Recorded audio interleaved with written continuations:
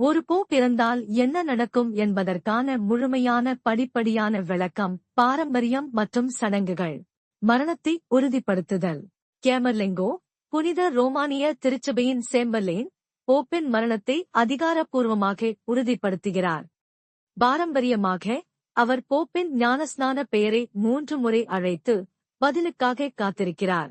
பின்னர் அவர் போப் உண்மையிலேயே இறந்துவிட்டார் என்று அறிவிக்கிறார். மோதிரத்தை அழித்தல். போப் அதிகாரப்பூர்வ ஆவணங்களை முத்திரையிட பயன்படுத்திய மோதிரம், ஃபிஷர்மன்ஸ் ரிங், ஒரு சுத்தியலால் அழிக்கப்படுகிறது.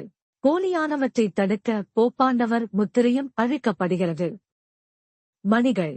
மணிகள், குறிப்பாக செயின்ட் பீட்டர்ஸ் பசிலிக்காவின் மணிகள், உலகிற்கு மரணத்தை அறிவிக்க ஒலிக்கின்றன. உலகளவில் உள்ள தேவாலயங்களும் துக்கத்தில் மணிகள் அடிக்கலாம். வத்திக்கான் சீல் வைக்கப்பட்டுள்ளது. போப்பாண்டவர் குடியிருப்புகள் சீல் வைக்கப்பட்டுள்ளன. சுவிஸ் காவலர் போப்பின் வழக்கமான காவலில் இருந்து பின்வாங்குகிறார். இது இப்போது இருக்கே காலியாக உள்ளது என்பதை குறிக்கிறது. 9 நாட்கள் துக்கம். 9 நாட்கள் அதிகாரப்பூர்வ துக்கம் அனுசரிக்கப்படுகிறது. போப்பின் உடல் புனித பீட்டர்ஸ் பசிலிக்காவில் பொதுமக்கள் பார்வைக்காகவும் பிரார்த்தனைக்காகவும் வைக்கப்பட்டுள்ளது. தினசரி இறுதிச் சடங்குகள் நடத்தப்படுகின்றன. இறுதிச் சடங்கு. போப்பின் இறுதிச் சடங்கு செயின்ட் பீட்டர் சதுக்கத்தில் நடைபெறும். அவர் வழக்கமாக செயின்ட் பீட்டர்ஸ் பசிலிக்காவின் கீழே உள்ள மறைவிடத்தில் அடக்கம் செய்யப்படுவார். இருப்பினும் வேறு அடக்கம் செய்யும் இடத்தை கோரலாம். சேட் வெக்கேன் தொடங்குகிறது. இதன் பொருள் இருக்கை காலியாக உள்ளது.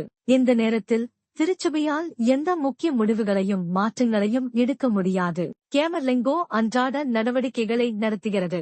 மாநாட்டு தயாரிப்பு. 80 வயதுக்குட்பட்ட கார்டினல்கள் தேர்தலுக்கு தயாராவதற்கு ரோமுக்கு வரவழைக்கப்படுகிறார்கள். அவர்கள் சிஸ்டைன் சேப்பலில் கூடுகிறார்கள். புதிய போப் தேர்ந்தெடுக்கப்படும் வரை யாரும் வெளியேறவோ அல்லது வெளி உலகத்தை தொடர்பு கொள்ளவோ முடியாது. போப்பாண்டவர் தேர்தல். கார்டினல்கள் ஒரு நாளைக்கு 4 முறை வரை ரகசிய வாக்குச்சீட்டில் வாக்களிக்கின்றனர். ஒரு போப் தேர்ந்தெடுக்கப்படாத போது சிஸ்டைன் சேப்பலில் இருந்து கருப்பு புகை எழுகிறது.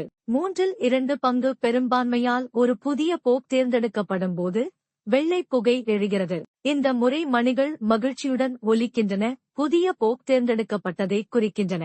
ஹேபமஸ் பாப்பம். செயின்ட் பீட்டர்ஸ் பால்கனியில் இருந்து ஒரு கார்டினல் அறிவிக்கிறார்.